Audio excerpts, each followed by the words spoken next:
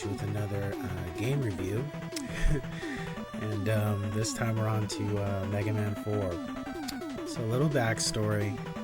Mega Man 4, I bought this game brand new, and at the time I naively thought, oh yeah, I got Mega Man 4, I'm going to get the rest of them like in the box and everything.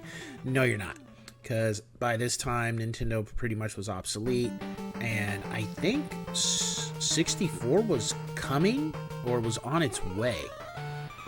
And, but I was like, you know, like I beat, I just always found Mega Man to be, I always was, I don't know what it was, but I just loved Mega Man. I just gravitated towards it. So, got Mega Man 4, and then I bought 1, 2, and 3 used. And of course, I was like naive, like, oh, I'm gonna beat Mega Man 1. No, you're not. That's not happening. So I was like, well, I'll just play 4. I think that's what happened. I was playing 4 and then I bought 1, 2, and 3. Or I think I beat 4 and then I bought 1, 2, and 3. It was one or the other. But I know Mega Man 4,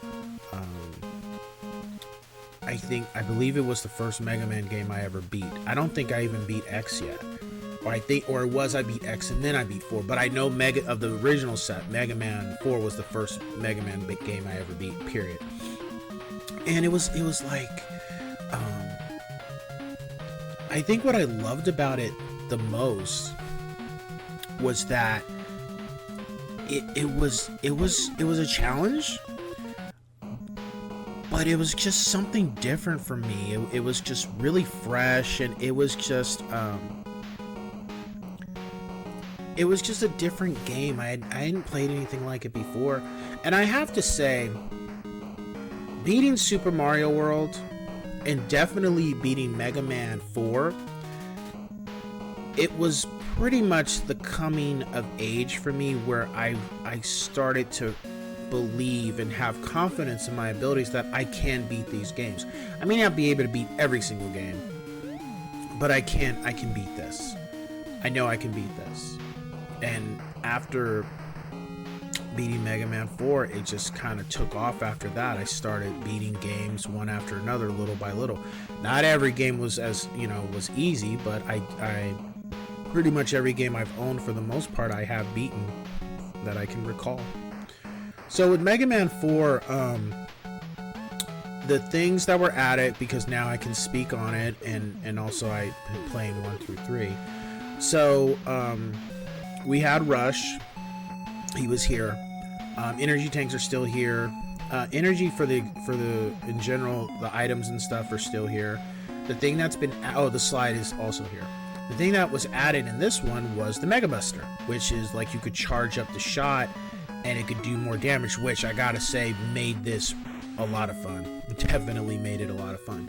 I don't know if it made it easier to beat the game. The difficulty for Mega Man 4 for me, I remember the first time I was sweaty palmed and I was like, I'm like just nervous as hell, but I just knew I'm gonna get through it. I'm gonna do it. And I think with Mega Man 4 taught me how to beat a Mega Man game in regards to, look, if they got energy tanks, use that to your advantage no matter what.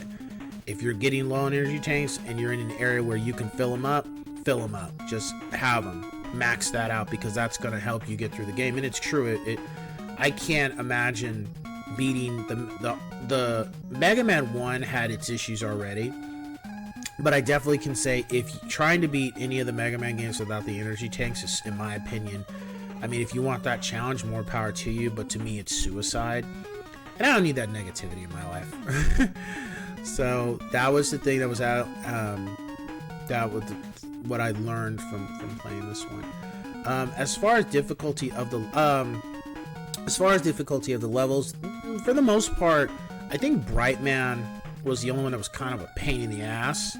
But everybody else, once you kind of got where to go and stuff, it was pretty straightforward. But Brightman's level was just a little bit harder than the other ones, and I would just use the rush jet to get all the way through. However, the one thing that I did not like about the rush jet this time around was that it didn't move like the one did in the third game.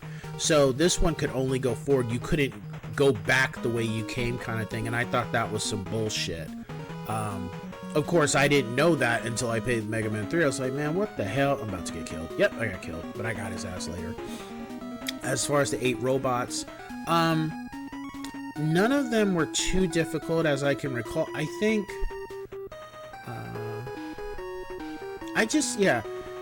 Dive Man, Skull Man, Ring Man, I think Dust Man, Pharaoh Man. I always thought Pharaoh Man was kind of a weird name. They weren't too difficult. I think the only level that was just a pain in the ass was Bright Man, because you can't fucking see, and then there's a part where you got to be on these platforms that are swinging, and you can't fucking see.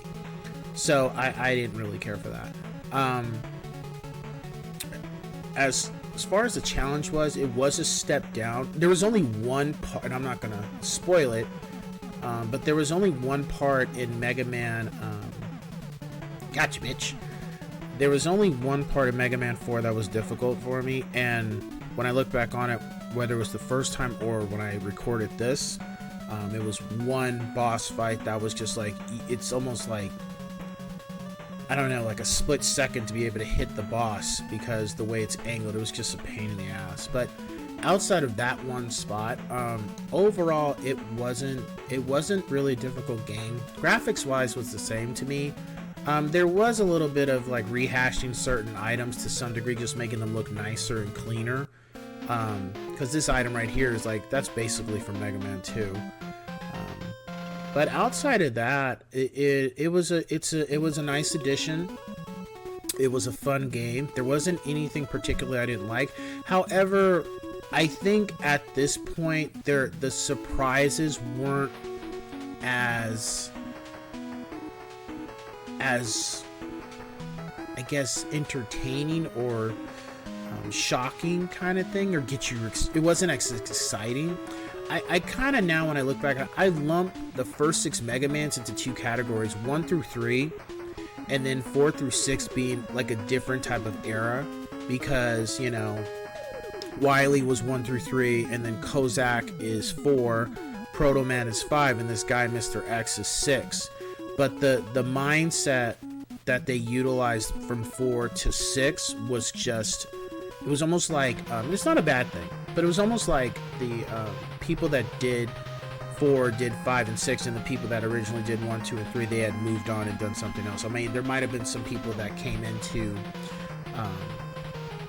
kind of ensure that they were doing the right, Mega Man the right way, but I think the original people had moved on to other projects, because 4 through 6 were very similar, and 1 through 3 were very similar to each other. As far as my rating for the game, I give it a 9 out of 10. When I played 4 the first time, and when I look back on it, at first I would have given it like, oh, this game is great.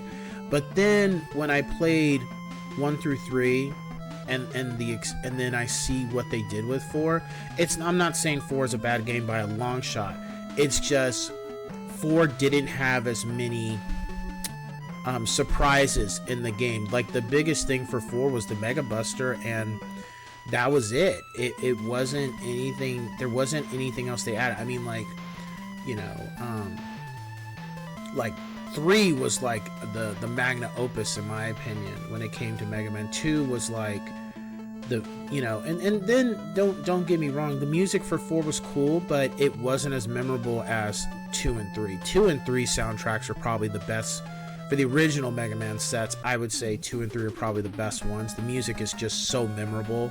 I mean, you have people performing music from 2 and 3. That says a lot for a video game, like orchestras and rock bands and shit.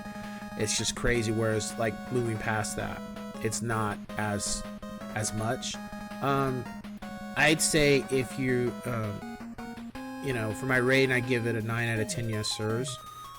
And I also would say, if you're a fan of Mega Man games, definitely play it. But if you're just coming into it, I mean, you can enjoy it as long as you learn how to the mechanics of it. You'll have a fun time. But there's not much else to it outside of that. But nonetheless, it's still a fucking great game. I love Mega Man 4 as much as 2 and 3. Not as, you know, I still rank it higher than 1, even though 1 was original and it had its elements too. So with that being said, I will catch you guys on the next one.